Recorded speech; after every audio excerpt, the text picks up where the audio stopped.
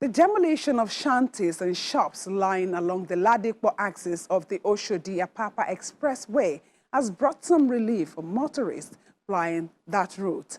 Officials from the Ministry of Works and Housing say the move is to reclaim the right of way and protect road infrastructure.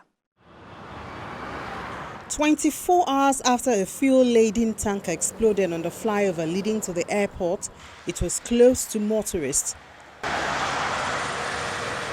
The Federal Ministry of Works warned the public to stay off the flyover pending the determination of its structural safety.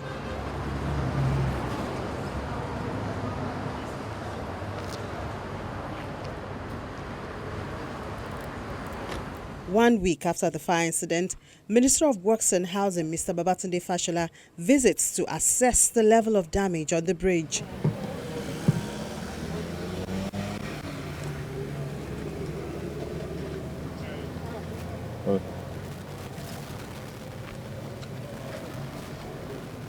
During the inspection, Mr. Fashola addresses traders and automobile mechanics on the dangers of carrying out commercial activities in the vicinity, thereby damaging road infrastructure. He gives them 2 weeks to vacate the area around the flyover, as well as shanties and shops illegally built along the axis. Okay, now you are going to send, go tell your leaders, we want to do this road. This place where now they trade, now part of bridge. Not be so. You see as the bridge they spoil. You see how? Yes, sir. Now there now they bonfire. No. Wait now, put camera there. Now there now they light fire. You see as now they damage the bridge. So all of you have to leave here and go back inside the market. Okay? Yes, sir. So work is going to start here so that you don't lose your goods when the task force comes. Go peacefully. Go and tell your leaders that I came here. We have work to do here to complete this road. Okay. Thank you, sir. 1 month after the expiration of the ultimatum, officials of the Ministry of Works and Housing lead the Lagos State Task Force to enforce the removal of structures built on the right-of-way along the Oshodi-Apapa Expressway.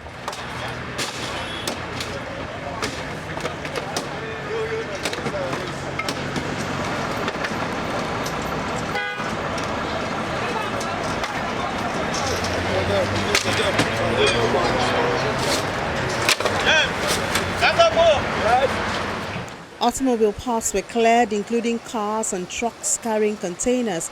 They were also towed off the road.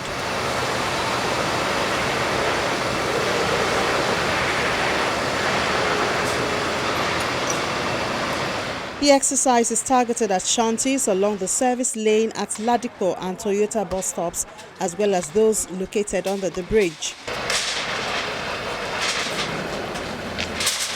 The Honorable Minister visited this place on the 14th of January and addressed all the traders, the mechanics and the parcellers and told them to move away from our right of way because, number one, we want to walk on this service lane and do beautification of the right of way. After the Honorable Minister addressed them, he gave them 2 weeks. We came and served them notices, which expired on the 29th of January 2020. Before that day, I called a meeting of all the union, which I also reiterated the Honorable Minister directive to every one of them. They all agreed that they will move away. Now, after that, the task force gave them notices, which also expired on the 7th of February. But as of today, they remain adamant. They refuse to remove all their properties, all their goods, and all their vehicles. And that's why the task force was invited to come here and do the clearing of all the shanties so that we will be able to do our work on the service lane as well as to beautify the right of way, and that is the purpose of coming to this place today. The invasion is unannounced, and being a Sunday, most of the owners of these goods are not around to secure them. This is not the first time that such exercise will be carried out, but I'm assuring you that this one will be sustained.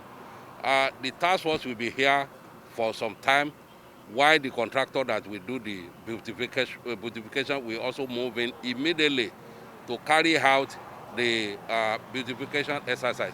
First of all, we are going to erect barriers to secure our right of way so that mechanics, traders, parceller will not be able to come and still reoccupy the place again. So it's going to be sustained. We are going to take over immediately, and we will not allow them to come back and mess up this project again. Some, however, make their way from church and their comfort zone after calls were put through to them.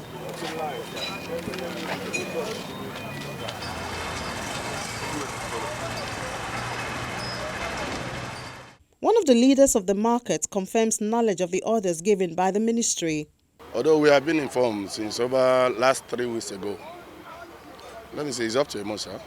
They have informed us and they have been bringing letters telling us that they are coming 1 week notice, 1 week time.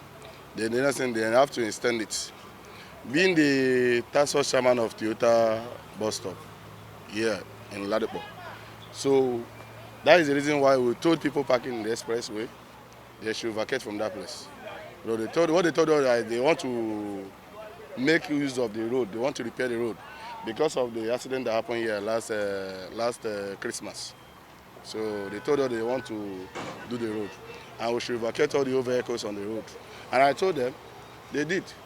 Unfortunately, we are not informed that they are going to come today, but what we know that they are coming. I told everybody, pack your goods. If you have anything in the highway, clear it. If you don't have, leave it. But unfortunately for me today, some of them still exist. Some leave their goods, and some yesterday they obeyed and packed their goods. So that is the reason. The Ladipo Toyota axis of Oshodi-Apapa Expressway is notorious for all sorts of activities that hinder traffic flow. Sanity has since returned to the area following the evacuation of shanties and shops.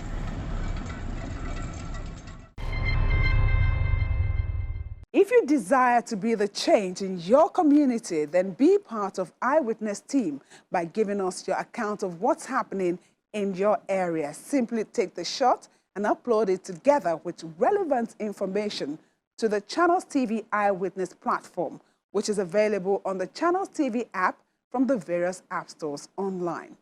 Launch the app, check for Eyewitness on the menu, tap and follow the instructions on how to upload your story. It's time to see some of the shots you sent in for the week. I was driving and I drove straight up this way. We begin this segment with a video of a resident driving through a road within Oniru community in Lekki, Lagos State.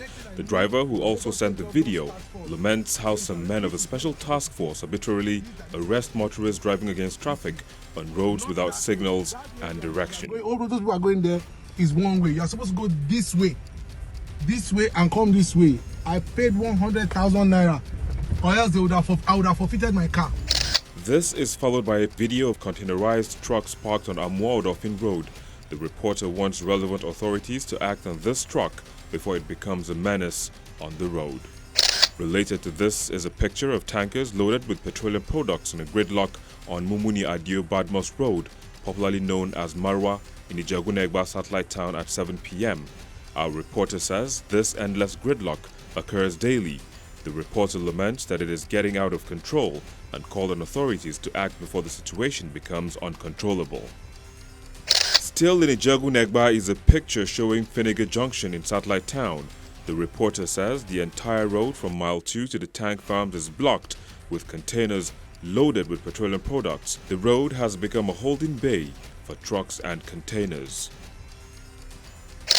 Finally, from Niger State, the reporter sent in these pictures showing the dilapidated state of infrastructure at the Government Science College Kagara in Rafi local government area.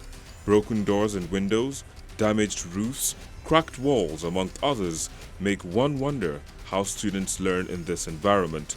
Government Science College Kagara came to limelight when some bandits invaded it at night and abducted some staff and students. That's the program for this week. Thank you so much for watching. I am Yomi Otaigbe.